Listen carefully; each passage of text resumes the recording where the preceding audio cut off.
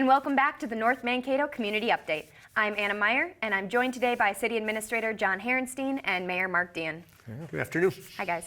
Good to see you. Good to see you, too. Yeah. What's going on in North Mankato this month? Well, it's another busy month in North Mankato, but for the start of fall, it's all about leaf collection right now. So the city crews are out with our unique citywide leaf sucker. And so we encourage people to get their leaves out to the boulevard for collection by the city.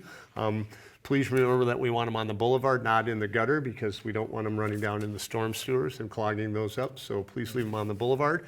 Make sure you separate your sticks away. The leaf sucker does not enjoy sticks, so we don't want those commingled with the leaves. Don't bag the leaves, just leave them in piles, and then the guys are out there and they'll be going until it snows enough that they can't go anymore. So we're really excited about that going on. The biggest, baddest vacuum ever. Is no leaf left behind. We will continue to come until the snow prevents us from coming. So make sure that you keep us up to speed on where all the leaves are. Exactly. Yeah. So it's a great popular service for residents, and I think it just also highlights with a lot of different initiatives that we have the importance of property owner maintenance and keeping the town looking good. Exactly right. And so we really want, people take advantage of that service, make sure they're utilizing it. And then subsequent to that on November 9th is the Rake the Town opportunity through Vine. So if you have difficulty with raking your own leaves, please contact City Hall or Vine, and they'll try and make sure there are some volunteers there to come and help you rake up your yard and then get them out to us so our friendly leaf sucker can come and get them. There you go. Awesome. And speaking of care, I know there's some protocol for taking care of ravines that may be in your area. What are some tips on that? Yeah, well, I think with all of the recent discussions about ravines, ravine maintenance, the effects of Mother Nature and increased rainfalls, we just want to take the extra time to mention that if you happen to live on a ravine, please don't do too much to disturb it. Don't dump a lot of leaf clippings down the ravine. Make sure if you do have storm water that's headed towards the ravine that it's in a pipe all the way to the bottom so there's not additional erosion.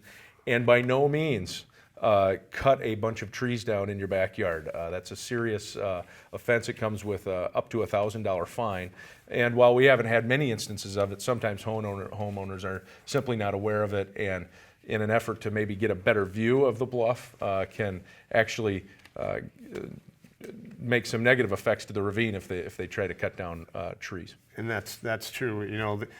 We're fine with people trimming up the trees so they can see through the trees.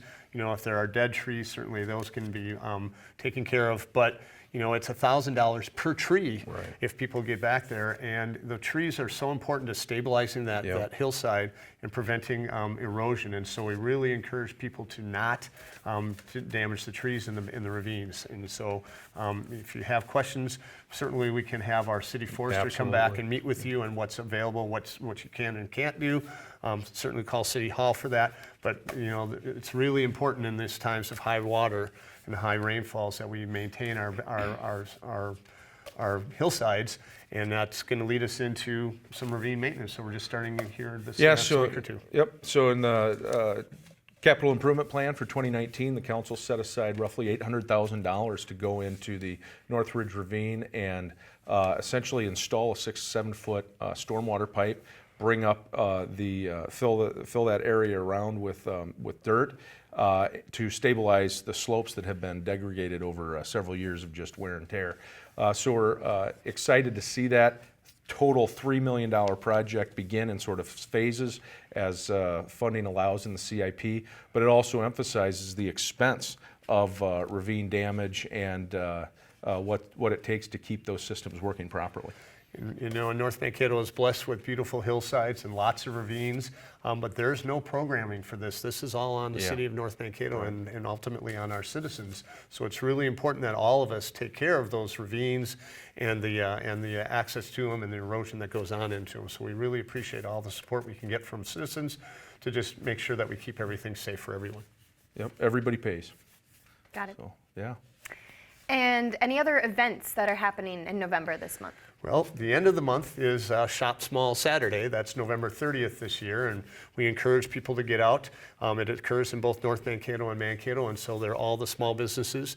I think there's 50 or 100 small businesses that are signed up for Shop Small Saturday, and there's some giveaways that go along with that and stuff. So on that Saturday after Black Friday, we want people to go out on Shop Small Saturday and take advantage of the retail that we have in North Mankato and in Mankato as well, and do your gift buying there. Support your local businesses. They're here to support you, and they appreciate your patronage. And so we really encourage people to get out on Shop Small Saturday, take advantage of what we have in North Mankato. We've got some unique things, and we're getting some new things all the time, and we're really excited about taking advantage of those. It's a great opportunity to support the small businesses that really are at the heart of our business economy and provide so many of the amenities and sort of quality of life features that people are attracted to and draw visitors in, whether it's an ice cream parlor or a clothing store or a craft store or someplace that you can go and receive different services. So on Shop Small Saturday, there will be activity both, in all of the business areas, and I believe there's going to be some type of card that you can get. If you visit so many businesses, you'll be entered for a drawing and win something. So again, support those small businesses. And then, a prelude, beginning of December, will be the next Business on Belgrade event. Bells on Belgrade, which is our really kid-friendly, family-friendly event, will be December 6th, the following Saturday. So make sure you get that on your calendar as well, and that'll have, sleigh rides or horse carriage rides and all kinds of games, and Santa will be there and those types of things for the kids. So we encourage people to put that on their calendar as well, even though it's about a month out. Great. Yeah.